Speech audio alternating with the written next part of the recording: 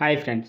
వాటికి హనుమాన్‌తో రిస్క్ ఉందంట. సో, ఈరోజు వీడియోలో అప్డేట్ ఏంటో తెలుసుకుందాం. సో, వీడియోని ఎవరైతే కొత్తగా చూస్తున్నారో ముఖ్యంగా మూవీ అప్డేట్స్ కోసం మన ఛానల్ తప్పకుండా సబ్స్క్రైబ్ చేసుకోండి.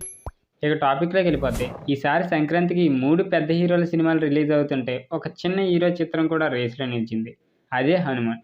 అయితే హీరో, దర్శకుడు చిన్నవాళ్లే కానీ సినిమా రేంజ్ మాత్రం తక్కువగా అంచనా వేయడానికైతే వీల్లేదు. బుక్ మై షోలో సంక్రాంతి సినిమాలన్నిటిలోకి అత్యధిక ఇంట్రెస్ట్ సంపాదించడమే కాదు, అడ్వాన్స్ బుకింగ్‌లో చూపిస్తున్న జోరు చూస్తే 'హనుమాన్' రేంజ్ ఏంటో అర్థమవుతుంది.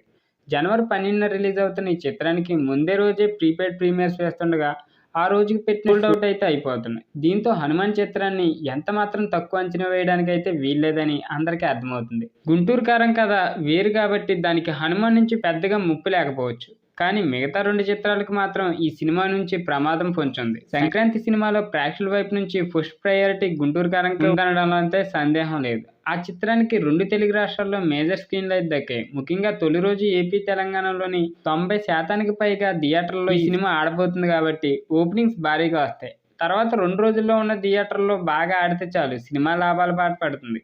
కానీ సైంధవ్, నాసామిరంగ చిత్రాల వ్యవహారం అలా కాదు. ప్రస్తుతానికి గుంటూరు కారం తర్వాత ప్రేక్షకుల చాయిస్ 'హనుమాన్' లాగానే కనిపిస్తుంది.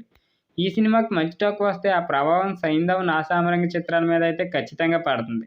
వాటికి మామూలుగానే ఓపెనింగ్స్ పెద్దగా వచ్చేలా కనిపించడం లేదు. సంక్రాంతికి ముందుగా వచ్చే 2 చిత్రాలు చూసేశాక ప్రేక్షకులు వీటి వైపు ఎంత మేర చూస్తారన్నది ప్రశ్న. టాక్ గొప్పగా ఉంటే ఓకే, కానీ అది తేడా కొడితే మాత్రం ఆ సినిమాల మీద తీవ్ర ప్రతికూల ప్రభావం అయితే పడుతుంది.